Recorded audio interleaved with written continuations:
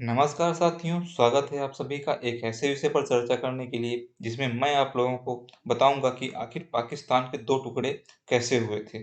जी हाँ दोस्तों, आप लोगों में से शायद बहुत से लोग ये सोच रहे होंगे कि ये कब हुआ। तो दोस्तों आज चर्चा करेंगे इसी विषय पर, तो चलिए शुरू करते हैं। साथियों, बात 1971 की, जब भारत और पाकिस्तान अपनी आज़ादी के कुछ ही सालों के बाद एक बार फिर आमने सामने आ गए। साथियों, विजय दिवस भारत की इसी जीत के याद में मनाया जाता है। बांग्लादेश इसी युद्ध के कारण बनकर तैयार हुआ। अब हम आपको एक ब्रीफ इंट्रो के साथ यह सारी घटना समझाने का प्रयास करते हैं। साथियों, यह घटना केवल 93,000 पाकिस्तानियों को गिरफ्तार करने की ही नहीं, अपितु सरेंडर करने के लिए ही नहीं, अपितु पाकिस्तान के दो टुकड़ों को बनाए जाने की भी है। पाकिस्तान को तोड़ करके बांग्लादेश के निर्माण की भी यह बात है। तो आइए इस पूरी बात को बताएंगे, लेकिन एक सवाल है जो यहाँ पर बनता है, और वह ये है कि पाकिस्तान ने जब सरेंडर किया तो पाकिस्तान के जनरल कौन हुआ करते थे। तो जनरल हुआ करते थे नियाज, ए के नियाज।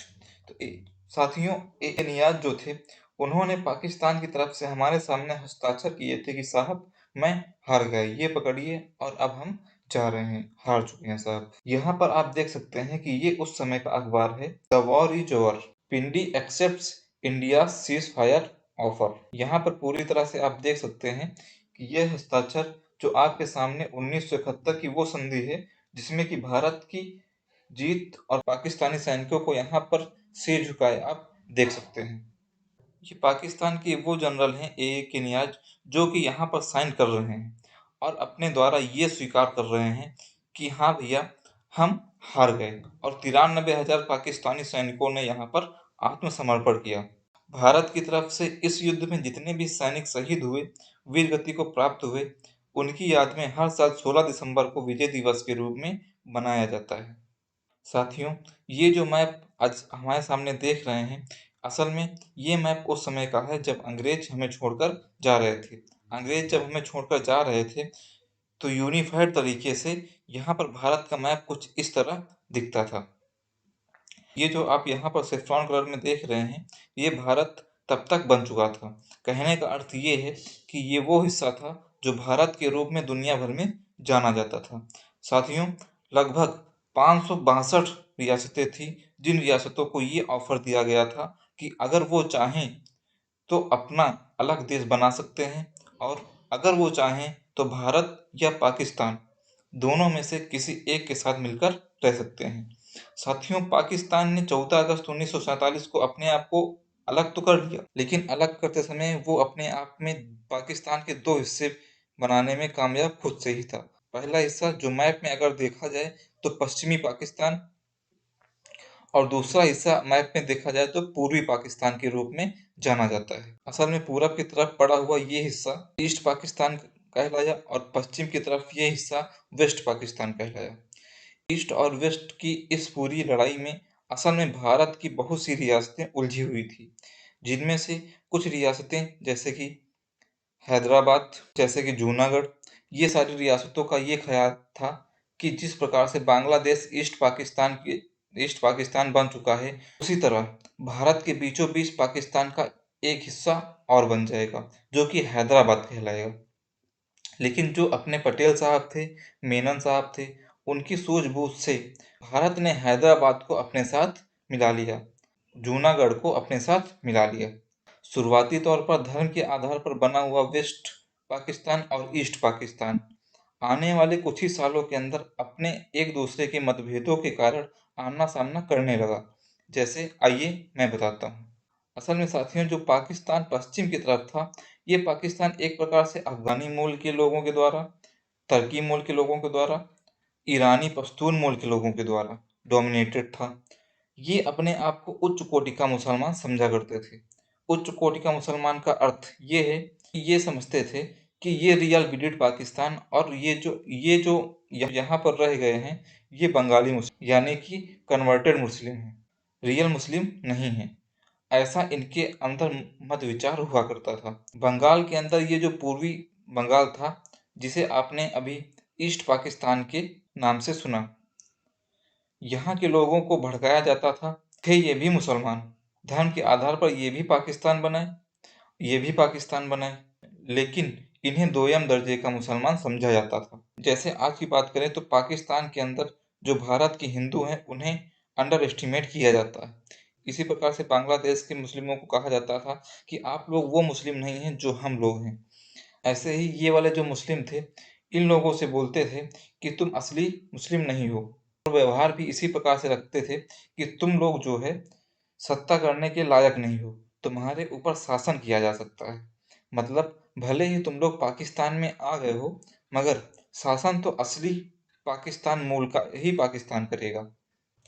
साथियों, उस समय पर पाकिस्तान इन दोनों को मिला करके जो संसद बनाया हुआ था, उस संसद के अंदर कुल 313 सीट हुआ करती थी। पाकिस्तान बना 1947 के बाद चलना शुरू हुआ, तब दोनों ईस्ट और वेस्ट पाकिस्तान को मिला करके कुल 313 सीट रखा करते थे। 313 का मतलब ये हुआ कि दोनों को मिला करके संसद के अंदर 313 सीट थी।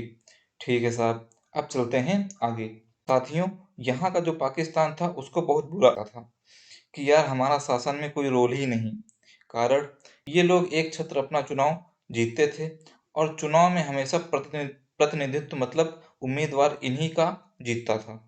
1947 से लेकर के 1970 तक यानी लगभग 23 साल तक पाकिस्तान का ही शासन रहा। इतना था कि सेना के जितने भी उच्च पद थे वो इसी पाकिस्तान की तरफ के थे। यहाँ की संसद, यहाँ के राज्यपाल, यहाँ के जनरल सब इसी तरफ से बनते थे, और फिर उन्हें शासन करने के लिए इस तरफ भेजा जाता था। यह व्यवहार जो है बंगाली मुस्लिमों को पसंद नहीं आ रहा था। तो फिर क्या हुआ? इन बंगाली मुस्लिमों ने अपने आप को शेख मुजीबुर रहमान के नेतृत्व में, जो कि आज शेख हसीना हैं, इनके पिता जी हुआ करते थे, मुजीबुर रहमान, उनके नेतृत्व में यूनिफाइड करना शुरू किया। पूर्वी पाकिस्तान के लोगों ने पश्चिमी पाकिस्तान के लोगों से अपने जो मतभेद थे वो पब्लिकली कहना शुरू किया कि ये हमें समझते ही नहीं। अब आवश्यकता है कि इस संसद में हम चुनाव जीत कर जाएं। संसद में चुनाव जीतने के लिए 313 सीटों में से जिसके पास बहुमत आएगी वही सरकार बनाएगा। साथियों, चुनाव हुए। 1970 में हुए चुनाव में ये जो पूर्वी पाकिस्तान है, ये कुल 167 सीटों को जीतने में कामयाब हुआ। इस पूरे एरिया में 169 सीटें थी, और 169 सीटों में से 167 सीटें जीतने में कामयाब हो गया। अब इधर देखें तो कुल कितने सीटों की बहुमत हो गई। साथियों, अब यहाँ से मामला बदलने लगा, क्योंकि अगर कुल 313 आधा किया जाए तो 156 के लगभग आता है। तो मतलब ये हुआ कि 167 तो 156 से ज़्यादा है, तो 167 की बहुमत भी ज़्यादा होगी। शेख मुजीबुर रहमान की तरफ से आवामी लीग नाम से जो पार्टी थी, उस पार्टी ने चुनाव लड़ा, और चुनाव लड़कर 167 सीट वो जीत गए। यानी ये तय हो गया कि पाकिस्तान में जो शासन है पूरी पूर्वी पाकिस्तान के लोगों के द्वारा चलाया जाएगा। संसद में बहुमत किसका आ जाएगा? पूर्वी पाकिस्तान का आ जाएगा। क्लियर हो गया? यहाँ तक कोई दिक्कत नहीं है। अभी तक पूरी तरह से एक ही देश की लड़ाई चल रही थी, लेकिन जनाब दिक्कत कुछ और हो गई। और वो क्या था? पश्चिमी पाकिस्तान को पूर्वी पाकिस्तान का ये चुनाव जीतना पसंद नहीं आया, और पश्चिमी पाकिस्तान ने पूर्वी पाकिस्तान के लोगों को प्रताड़ित करने के लिए अपनी सेना भेज दी। अब आप पूछेंगे कि सेना तो दोनों देशों की एक ही थी। यही तो बात है, दोनों देशों की मतलब सेना तो कॉमन ही थी, लेकिन यहाँ से सेना को भेजा गया इस तरफ, जाओ और इन्हें तोड़ो। तोड़ो का मतलब इनको मारो पीटो और शेख मुजीबुर रहमान को गिरफ्तार कर लो। शेख मुजीबुर रहमान को 1971 के शुरुआती महीनों में ही गिरफ्तार कर लिया गया। तभी उनकी गिरफ्तारी के बाद भारत ने पूरे विश्व में विरोध किया, लेकिन उस समय रिचर्ड निक्सन अमेरिका के राष्ट्रपति हुआ करते थे। उन्हें भारत का यह विरोध पसंद नहीं आया, और भारत को कहा कि आप चुप रहिए, ये एक देश का आंतरिक मामला है। भारत ने कहा चुप तो हम रह सकते हैं, लेकिन पाकिस्तानियों में आपस में हुई लड़ाई में पूर्वी पाकिस्तान के बंगाली भाई पाकिस्तान से भाग करके भारत चले आ रहे हैं। लगभग 1 करोड़ बंगाली मुस्लिम भारत घुस रहा है, क्योंकि ये लोग यहाँ से यहाँ तक इन्हें मारने चले आ रहे हैं। भारत ने आगे कहा कि अगर ऐसा ही रहा तो हम खुद ही अभी बने हुए देश हैं और कैसे इतने सारे प्रवासी लोगों की समस्या को झेल लेंगे। साथियों, उस समय 70 के दशक में भारत की प्रधानमंत्री इंदिरा गांधी जी थी। तभी तभी इंदिरा गांधी ने संपूर्ण विश्व में बड़े-बड़े नेताओं के पास जा जाकर कहा कि संभाल लो, स्थिति बहुत बिगड़ रही है। इधर रिचर्ड निक्सन अमेरिका से बोलते हैं कि कोई बात नहीं, 2 साल तक सेना शासन कर लेगी। साथियों, अमेरिका बहुत ही बुरा हाला आदमी रहा है। मतलब मतलब कि शुरू से ही ये सम्मानजनक आदमी नहीं रहा है और आज भी नहीं है। अमेरिका ने कहा कोई बात नहीं, यहाँ पर पूर्वी पाकिस्तान के अंदर 2 साल तक सेना शासन कर लेगी, क्या फर्क पड़ जाएगा? अरे बोले, सेना शासन कर लेगा, सारे इन्फ्िल्ट्रेटर हमारे यहाँ पर आ जाएंगे और हम पहले से ही परेशान हैं। हम धर्म के आधार पर देश बनाए थे, अब ये फिर हमारे अंदर आ जाएंगे तो क्या दोबारा तोड़वाएंगे क्या हमारा देश? ये सही नहीं बैठेगा। साहब, ये बात मानी नहीं किसी ने। अब भारत के राजनेताओं ने बंगाली जो लोग भारत भाग-भाग कर यहाँ पर आ रहे थे, उनको मोटिवेट करना शुरू किया। बीएसएफ ने लोगों को मोटिवेट करना शुरू किया। पूर्वी पाकिस्तान के जो लोग थे, उनको मोटिवेट करना शुरू किया कि भाई ऐसे काम नहीं चलेगा। एक काम करो, तुम लोग भी अब हथियार लो और लड़ना शुरू करो। और हथियारों को दे करके जो पूर्वी बंगाल के लोगों को मोटिवेट किया गया, उन लोगों को मुक्ति वाहिनी नाम दिया गया। क्या नाम? मुक्ति वाहिनी। तो साथियों, मुक्ति वाहिनी और कुछ नहीं। तो साथियों, मुक्ति वाहिनी और कुछ नहीं, उस समय की बांग्लादेश की सेना थी, यूं समझिए। क्योंकि सेना तो असल में किसके पास थी? पश्चिमी पाकिस्तान के पास। तो उस समय की जो सेना थी, उसे मुक्ति वाहिनी नाम दिया गया। इतनी बात समझ में आई। अब ये जो मुक्ति वाहिनी सेना है, ये यहाँ पर पाकिस्तान की सेना से लड़ाई कर रही थी। अब मुक्ति वाहिनी के पास हथियार कहाँ से आए? भारत तो ओपनली युद्ध में शामिल हो नहीं सकता था। ऐसी स्थिति में भारत ने मुक्ति वाहिनी को हथियार पकड़ाए कि भैया अपना डिफेंस खुद करो। हमारे यहाँ आने से अच्छा है कि आप अपना डिफेंस खुद करो और अपनी सुरक्षा खुद करने में कामयाब हो जाइए। अब भैया मुक्ति वाहिनी का एंट्री यहाँ पर, और भारत ने उसे ट्रेन करके भेज दिया। अब पाकिस्तान इधर से बोलता है कि ये मुक्ति वाहिनी को तो हम कंट्रोल कर लेंगे, लेकिन भारत ने उसके साथ जो किया उसका सबक सिखाया जाएगा।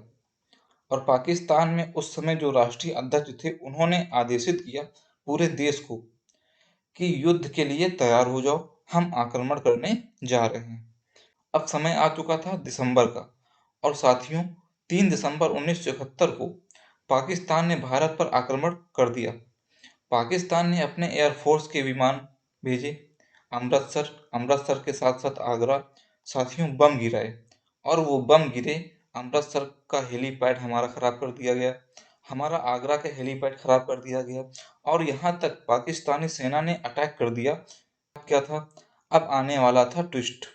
साथियों, हम तो चाहते ही ये थे, हम हमेशा से नो फर्स्ट वॉर की नीति अपनाते आए हैं कि पहले किसी को छेड़ेंगे नहीं, और अगर फिर मौका मिला तो छोड़ेंगे नहीं। तो ऐसी स्थिति में पाकिस्तान ने इंडिया को उकसाने का काम 3 दिसंबर को किया। आप केवल इस बात से जान सकते हैं कि 3 दिसंबर को पाकिस्तान ने युद्ध शुरू किया और 16 दिसंबर को भारत ने युद्ध समाप्त कर दिया।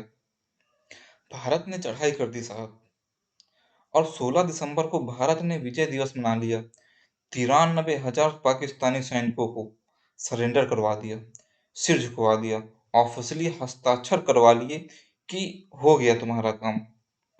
फिर यहाँ पर बांग्लादेश के अंदर भारतीय सेना जैसे ही गई, पूरी रसद आपूर्ति इनकी रुक गई और पाकिस्तानी सैनिकों को यहाँ से जाना पड़ा। साथियों, इधर की तरफ से अमेरिका पाकिस्तान के लिए सबमरीन भेजने के लिए तैयार था, और इधर की तरफ से रसिया भारत के साथ आकर खड़ा हो गया कि अब देखते हैं कि क्या होगा। ठीक इसी प्रकार से भारत ने इसे एक आज़ाद मुल्क बना दिया। तो ये दास्तान जो है, असल में 16 दिसंबर 1971 भारत के लिए एक बहुत ही बड़ी गर्व की बात है, जो हम लोगों ने सेलिब्रेट किया। ये वो जनरल ए के नियाजी हैं, जिन्होंने यहाँ पर हस्ताक्षर किए, आप यहाँ पर देख सकते हैं। तो उम्मीद है कि सभी साथियों को ये बेहतरीन तरीके से समझ में आ गया होगा। मेरे साथियों, इसके ऊपर एक चंद्रशेखर दास गुप्ता नाम के वो व्यक्ति हैं, जो पहले दूतावास बना करके बांग्लादेश भेजे गए थे। इंडिया ने बांग्लादेश को एज अ नेशन सबसे पहले मान्यता दी। तो ये सारी जानकारी आप पढ़ना चाहें तो किताब भी पढ़ सकते हैं और जानकारी भी पढ़ सकते हैं। उम्मीद है आपको ये बात पसंद आई हो। वीडियो पसंद आया हो तो लाइक कर दो, शेयर कर दो, चैनल पर नए हैं तो सब्सक्राइब कर लो।